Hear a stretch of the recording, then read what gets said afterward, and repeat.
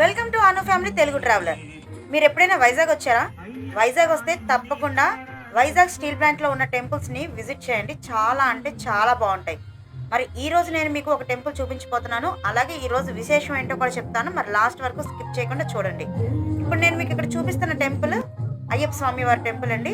చూసారు కదా, కేరళలో ఏ విధంగా ఉంటుందో అదే విధంగా ఇక్కడ కూడా ఉంటుంది. చాలా బాగుంటుంది.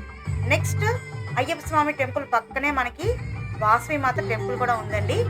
ఈరోజు వాసవిమాత జయంతి సందర్భంగా మేము అమ్మవారికి చీర, గాజులు, పసుపు, కుంకుమ, గంధము, పువ్వులు, వైశాఖ మాసం కాబట్టి మామిడి పళ్ళు ఇవన్నీ తీసుకెళ్లి సమర్పించామండి. ఎందుకంటే ఈరోజు వాసవిమాత జయంతి, అలాగే మా మ్యారేజ్ డే. అంతేకాకుండా మన భారతీయ ఆడపడుచులు అందరూ కూడా పసుపు కుంకాలతో వర్ధిల్లాలని, భారతీయ సైనికులందరికీ కూడా ఎలాంటి హాని జరగకూడదని, మంచి బలం చేకూరాలని అమ్మవారికి ఇవన్నీ కూడా సమర్పించి పూజలు చేయించామండి. మరి మీరందరూ కూడా మీ దగ్గరలో ఉన్న అమ్మవారి ఆలయానికి వెళ్ళి పసుపు, కుంకుమ, గాజులు, పువ్వులు ఇవన్నీ కూడా సమర్పించి మన భారతీయ ఆడపడుచులు పసుపు కుంకాలతో వర్ధిల్లాలని కోరుకుంటారని ఆశిస్తున్నాను. జై Vasavi Mata. Welcome to Anu family Telugu traveller. మీరు ఎప్పుడైనా వైజాగ్ వచ్చారా? వైజాగ్ వస్తే తప్పకుండా వైజాగ్ స్టీల్ ప్లాంట్లో ఉన్న టెంపుల్స్ని విజిట్ చేయండి. చాలా అంటే చాలా బాగుంటాయి.